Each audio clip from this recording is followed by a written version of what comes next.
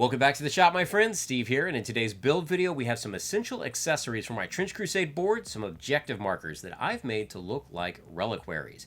Now the cool thing about these is that they all have custom bases, and it's the exact same process that I use to customize the bases for all of my miniatures. Now yes, of course the miniatures could just sit on a normal basic base, but I love taking that extra step. I think by customizing the bases it really gets them in the element and makes them look like they're part of the game. So when it comes to the objective markers, this video isn't really about you copying me exactly. I want to give you some ideas and inspiration. I want you to customize your own. So I want to show you though how I put mine together, how I customize my miniature bases. Let's go ahead and get started. Of course, for the miniatures and the objective points, I have lots of different base sizes available, but I'm going to be using 28mm for most of the objectives. Cork sheeting is going to be used to build up the ground cover for the bases. Now a lot of the bases will have injector pins on them, so I'll use some sanding sticks to file them down. Along with the smaller objectives, I do want to have a larger bullet shrine. This is featured in the lore primer, and if nothing else, it's going to look cool on the board as a decoration. The cork is applied to a 40mm base using some Star Bond gel. I prefer this to the thinner superglues when working with more porous materials. Some 2-strand security cord is going to be used to replicate the barbed wire. This is going to be wrapped around a dowel to get the desired shape.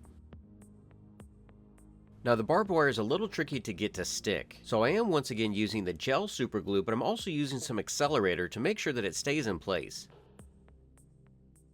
Some 3D printed skulls are also added to the base for a little bit of decoration. These are from StormForge minis over on my mini factory. When working with the cork, I'll sometimes use pliers to trim away the sides. This will help give it more of an organic shape where it doesn't look quite so manufactured. Coffee stir sticks are once again going to be used to replicate some fallen debris or broken duck boards. For this objective, I'm going to be applying a 3D printed cross, and I will say that most of the 3D bits that I'm going to be using here are from Diceverse over on my mini factory. And when I'm kit bashing like this, I'm printing off a bunch of different pieces, scaling them up and down. That way I can just go through a box of bits and see what looks cool for this application. And with this tutorial, it's not so much about using the exact pieces that I am to make my objective markers. Moreover, it's to inspire and hopefully give you some ideas to make custom pieces for your game board. Here's an example of where I'm using the same bullet shrine as before, but it's scaled way down compared to the other one. A piece like this is going to work great inside of a building or a trench where there's not a lot of space.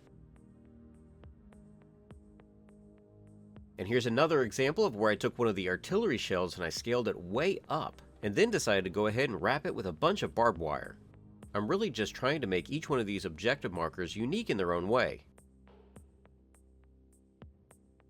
Here's a cool 3D printed kitbashing example. These pieces are meant to be just the back of the bullet shrine. So without printing the sides, I've just print the back and the front and then glue these two together. That way, even though it's the same piece as the other bullet shrines, they look completely different and unique on their own. To fill and resculpt the gaps on the roofs, I'm using some 2-part epoxy sculpt. Now this stuff is fairly easy to work with and will turn rock hard once it's cured. Now when it comes to making your objective markers, just think what would be aesthetically accurate to the lore that's in this world. A lot of these will be religious based or reliquaries, and depending on the scenario, some of these you'll pick up and some you'll destroy. And the thing that's nice is, let's say you didn't even have the 3D printer. A lot of these shapes are simple enough that you could easily craft them out of balsa wood or additional coffee stir sticks. So even though I'm using a 3D printer for a lot of these pieces, don't feel that that's something that you have to do. In the rule set it says that you can even just use coins or beads for your objectives. But let's be honest, this is a cooler way of doing it. I was really liking how these shrine sections were looking, so I went downstairs and I printed off one more set. But instead of adding the religious crosses to this one I'm going to fill full of skulls. I did cut the bottom at an angle so that it would have a slight tilt to it, as though it's sinking into the ground. And since I had printed off over 200 of the skulls from StormForge minis, I definitely had enough to fill up this small space. So starting in the bottom and working my way up, I filled in the interior of the shrine with several different types of skulls.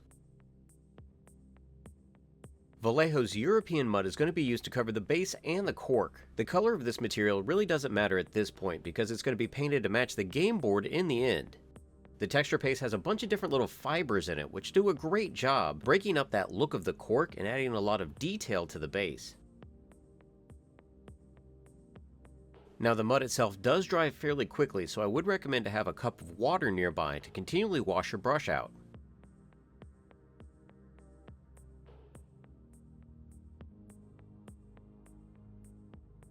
All the processes that I used to make the bases for the objective markers were also used to create unique looks for each one of the miniatures. And the cool thing is, it's not a lot of expensive materials, it's just a little bit of cork, some stir sticks, and some wire. But when applied to the bases in different ways, it gives the miniatures more of a completed look. Now I will say that creating custom bases and adding mud to 60 individual miniatures did take me quite a while, but I feel that the end results are definitely worth it.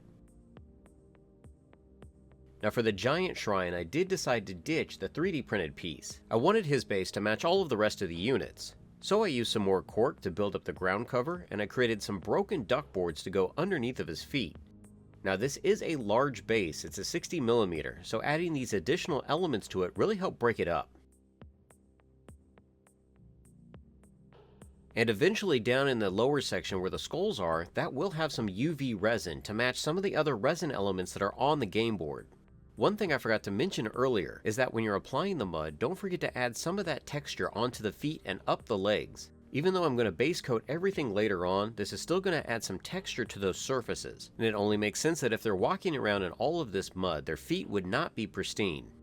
I'm really happy with how the bases came out, and I think they give some extra life to the characters themselves. And hopefully you can utilize some of these ideas and techniques on your models and objective markers.